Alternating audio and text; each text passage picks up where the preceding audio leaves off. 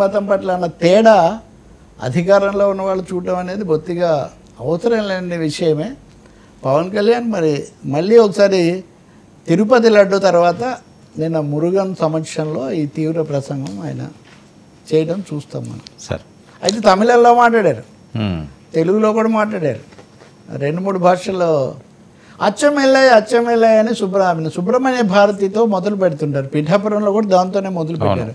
Sir Subrahmanya Bharati మొత్తం భారతదేశం యొక్క మహాకవి అండి. తెలుగు భాషను గురించి కూడా ఆయన కవిత రాశాడు, గొప్ప తెలుగు అన్నట్టుగా.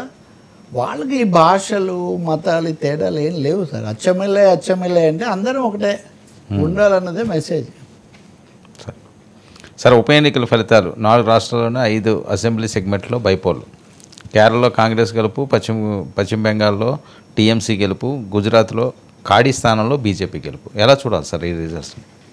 ఒకటి గుజరాత్లో కూడా మరో స్థానంలో ఆపు కూడా, ఒకటి పంజాబ్ చూడండి. మెజారిటీగా చూస్తే గుజరాత్లో ఒక్క స్థానం తప్ప బీజేపీకి ఎక్కడ వచ్చినట్టు లేదు, రాలేదు.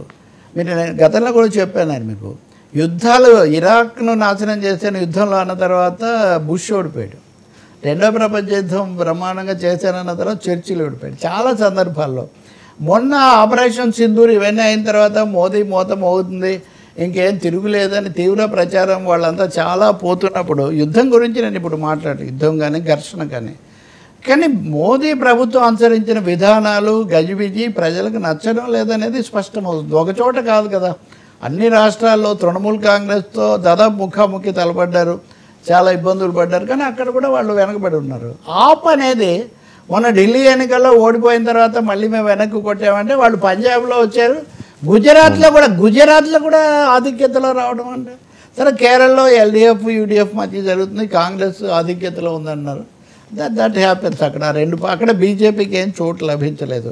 కాబట్టి మొన్నటి ఘర్షణలు గజిబిజి ట్రంప్ బ్యాక్గ్రౌండ్ వీటన్నిటి తర్వాత భారతీయ ఓటర్లు రాష్ట్రాలకు అతీతంగా, ఈ రాష్ట్రాలన్నీ వేరువేరు రకరకాలైన రాష్ట్రాలు కదా, ఒకటి దక్షిణాది, ఒకటి తూర్పు, ఒకటి పశ్చిమం, ఒకటేమో ఉత్తరం.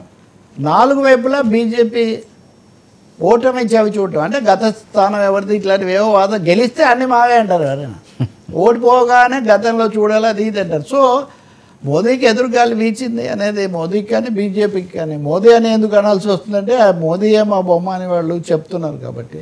అదే చాలామంది ఇంకా తిరుగులేదు. సర్వేలు వీటన్నిటిలో కూడా అటువంటివే వస్తున్నాయి, రకరకాల సర్వేలు మనం తీసుకున్నప్పుడు. ప్రజలు సంతోషంగా లేరు ఈ విధానాల పట్ల, ఈ పరిణామాల పట్ల, ఎలా దీని నుంచి బయటపడాలని. మొన్న మెజారిటీ కోల్పోయింది బీజేపీ, మిత్రుల మీద ఆధారపడే కదా వాళ్ళు ప్రభుత్వంలోకి వచ్చారు. కాబట్టి ఇప్పుడు బీహార్ ఎన్నికలు కూడా జరగబోతున్నాయి. బీహార్ ఎన్నికల్లో కూడా ఎలా ఇప్పుడు రాహుల్ గాంధీ కూడా తీవ్రమైన ఇది చేస్తున్నాడు. బీహార్లో మ్యానుఫ్యాక్చరింగ్ ఏ వెర్డిక్ట్, మ్యానిపులేషన్ మహారాష్ట్రలో చేశారు. మహారాష్ట్రలో కూడా ఏదో చేశారు కానీ లేకపోతే ఓడిపోయి ఉండేవాళ్ళు అనేది వీళ్ళ ఖచ్చితమైన తీవ్రమైన ఆరోపణ. కాబట్టి చూడాల్సి ఉంటుంది. ఉప ఎన్నికలు ఎదురుదెబ్బ, ఖచ్చితంగా బీజేపీకి ఇది ఎదురుదెబ్బ కింద భావించాలి. ఈ ప్రభావం రేపు బీహార్ ఎన్నికల మీద కూడా పడితే, బీహార్లో కూడా బీజేపీ దెబ్బతినిందంటే ఎన్నికల్లో, అది అతి తీవ్రమైన రాజకీయ పరిణామాలకు దారితీస్తుంది. తర్వాత గుజరాత్, యూపీ ఎన్నికలని కూడా, బెంగాల్ ఎన్నికలు రావాలి, అదంతా అట్లా ఉంచి బెంగాల్లోనే ఉప ఎన్నికలు వస్తాయి, సరే ఎన్నికలు, తమిళనాడు ఎన్నికలు వస్తాయి. సో కోలుకుంటున్న పరిస్థితి కనపడుతుంది. సార్ కుబేరా మెసేజ్ ప్రజలకు ఏం సందేశం ఇస్తున్నారు? కుబేరా ఆఫ్ బీట్గా మనం సినిమా గురించి మాట్లాడితే, శేఖర్ కమ్ముల తప్పకుండా ఆనంద్ సినిమాతో మంచి కాఫీ లాంటి సినిమా అని కొంచెం భిన్నమైన ఆరోగ్యకరమైన కొంచెం కళా సంస్కృతి కలిపి, ఆనంద్ దగ్గర నుంచి ఫిదా వరకు మీరు తీసుకుంటే ప్రతి సినిమాలో ఆరోగ్యంగా కరంగా ఉంటుంది, కొంచెం మంచి సంస్కృతి. గోదావరి ఇలాంటి సినిమా